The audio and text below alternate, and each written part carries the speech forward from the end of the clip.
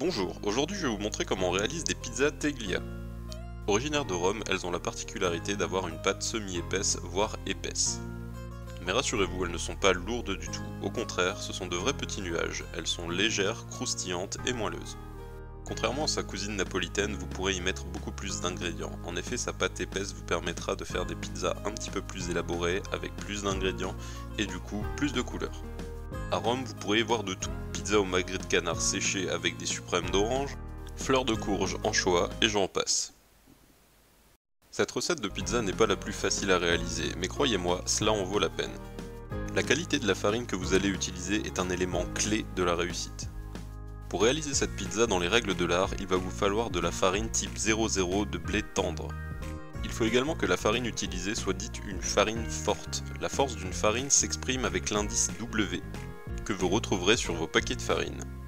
Il n'est malheureusement pas toujours présent, l'industrie jugeant probablement qu'il n'est pas forcément utile pour le consommateur lambda. Pour être au top dans cette recette, il va falloir que l'indice W soit compris entre 300 et 330. Mais ne vous inquiétez pas, en temps de confinement, c'est difficile de trouver de la farine de cette qualité, et là, pour cet exemple, je vais aussi utiliser de la farine complètement classique, de la T45, qu'on trouve partout en grande surface. Je vous rassure, la pizza sera quand même excellente, mais si toutefois vous souhaitez aller plus loin, le premier point d'amélioration restera la farine. Notre pâte à pizza va lever pendant 24 heures. Et ouais, une bonne pizza, ça se mérite, ça s'improvise pas 2 heures avant de manger. Pour qu'on joue sur un pied d'égalité, je vais utiliser un four classique à chaleur tournante, ainsi que mon lèche-frite. Donc normalement, on a tout ça à la maison. Comme je vous le disais, je vais utiliser de la farine T45 classique. Je vous mettrai cependant en description le lien vers la farine que j'utilise habituellement, qui est vraiment au top pour la pizza, donc si vous voulez aller plus loin, n'hésitez pas. Assez parlé technique, on se concentre maintenant sur la liste des ingrédients. J'ai donc 500 g de farine, 10 g de sel, 2 à 3 g de levure fraîche, 370 ml d'eau et de l'huile d'olive de qualité. On est parti tout de suite pour le côté pratique, je commence par verser mon eau dans le bol du pétrin, et j'y émiette ensuite ma levure à la main. Je fais bien attention à ce que toute la levure soit bien dissoute, puis j'y incorpore en une seule fois toute la farine. Je pétris ma farine et mon eau sur vitesse lente, chez moi vitesse 2, ne vous fiez pas à la vidéo car elle est en accéléré. Je poursuis le pétrissage pendant 8 à 10 minutes, vous pouvez faire tout ça à la main mais ça va vous demander un peu de force. Après ce laps de temps, j'incorpore ma cuillère à soupe d'huile d'olive et mon sel. J'augmente la vitesse sur moyenne et je patiente 10 minutes. Mon pétrissage est maintenant terminé, ma pâte est élastique et collante. Ne vous en faites pas si le visuel chez vous ne ressemble pas au mien, chaque farine est différente. Je place ensuite ma pâte dans un récipient pouvant contenir 3 fois son volume. J'ai au préalable passé un coup de pinceau à l'huile d'olive sur tous les côtés du récipient. Je le filme ensuite ou place un couvercle dessus, l'important étant que ce soit bien hermétique. Je vais ensuite placer mon récipient au frigidaire pendant 20 heures. La fermentation va ainsi être longue et c'est exactement ce qu'on cherche. Passé 20 heures, je sors ma pâte du frigo. Je peux constater normalement, si tout s'est bien passé, qu'elle a doublé voire triplé de volume. On doit aussi pouvoir y observer de nombreuses bulles d'air, signe que la fermentation a bien eu lieu. On continue, je commence par fariner convenablement mon plan de travail.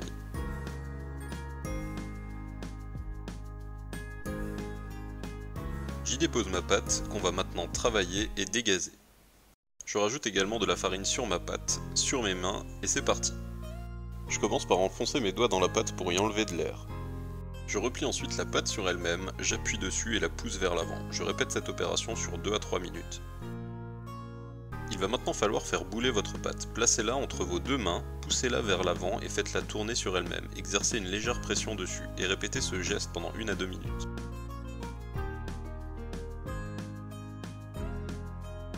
Remettez de la farine sur votre plan de travail de façon à couvrir une zone 3 fois supérieure à la taille de votre pâte.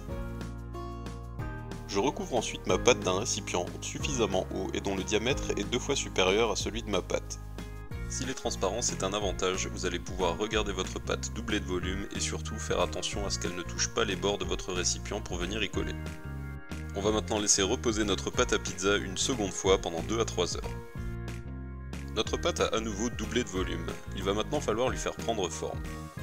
Les teglia sont traditionnellement rectangulaires, ça tombe bien, on va utiliser notre lèche frite. Ici, deux possibilités, vous allez pouvoir utiliser la farine classique que vous avez utilisée pour faire votre pâte à pizza, ou alors de la semoule de blé tendre avec des grains moyens, ça va rajouter un petit côté crispy encore à votre pizza. On farine généreusement son plan de travail, ainsi que le dessus de la pizza. Les deux mains jointes, à l'aide du bout de mes doigts, je vais venir appuyer sur ma pizza en partant de son centre et en allant vers les bords. Des bulles vont se former et c'est tout à fait normal. Par contre, si elles sont trop grosses, comme pour moi par exemple, n'hésitez pas à les crever. Ici, pas question de faire tournoyer sa pizza dans les airs, on va utiliser une méthode simple et efficace. Votre pâte a une certaine élasticité, repérez les zones où la pâte est la plus épaisse et commencez à l'étirer avec vos mains. Votre objectif étant d'avoir la même épaisseur sur toute votre pâte, même si ce n'est pas une science exacte. Je m'équipe maintenant de mon lèche frite, je le badigeonne avec un pinceau et de l'huile d'olive et je vais venir y déposer un petit peu de farine ou un petit peu de semoule au choix. Ma pâte est légèrement étirée, je vais pouvoir maintenant la transférer dans mon lèche frite. Continuez d'étirer délicatement votre pâte dans le lèche frite. Soyez délicat et n'étirez pas votre pâte jusqu'au point de rupture. Si vous sentez que la pâte commence à devenir trop fine, arrêtez-vous et commencez à l'étirer à un autre endroit. Cette opération est délicate, mais vous prendrez de l'expérience à chaque pizza. Une fois cette opération terminée, je passe un coup d'huile d'olive et je l'étale au pinceau. Traditionnellement, cette opération est faite avec les mains. Comme tu veux, tu choisis. Je recouvre mon lèche frite de film alimentaire et je laisse reposer à température ambiante pendant 1 heure. Profitez-en pour préparer vos ingrédients. Votre sauce tomate, placez votre four sur chaleur tournante à 240°C.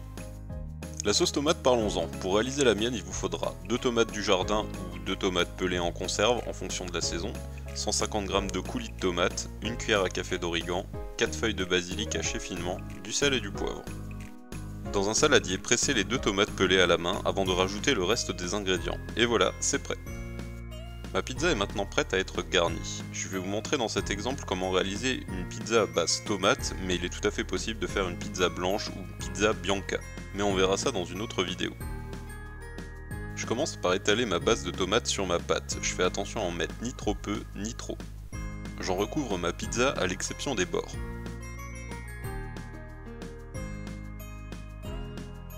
J'y mets ensuite généreusement du parmesan. Voilà, la base de ma pizza est prête. A partir de là, vous pourrez laisser parler votre créativité, ce que vous voulez, ce que vous aimez. Je vais quand même vous donner 2-3 conseils perso. Pour commencer, je vous dirais de jouer sur la texture de votre pizza. Mettez-y des aliments cuits, mettez-y des aliments crus. Par exemple, à partir de notre base tomate parmesan, vous pouvez tout à fait y rajouter de la feta avant la cuisson. Puis, une fois cuite, placez-y de la salade faite avec votre vinaigrette ainsi que de la charcuterie italienne. Il y a aussi et surtout la grande question de la mozzarella. Si vous avez de la mozzarella de qualité, je vous déconseille vivement de la faire cuire. Mettez-la plutôt après cuisson sur votre pizza, elle aura un très bel effet et sera vraiment délicieuse. Je continue maintenant avec mon exemple de pizza. En mode confinement, je n'ai pas eu la chance d'avoir des olives noires avec noyau, du coup on fait avec ce qu'on peut. Je mets donc de l'olive de façon régulière sur l'ensemble de ma pizza. Puis je vais y mettre de la feta ainsi qu'un filet d'huile d'olive, lui toujours obligatoire.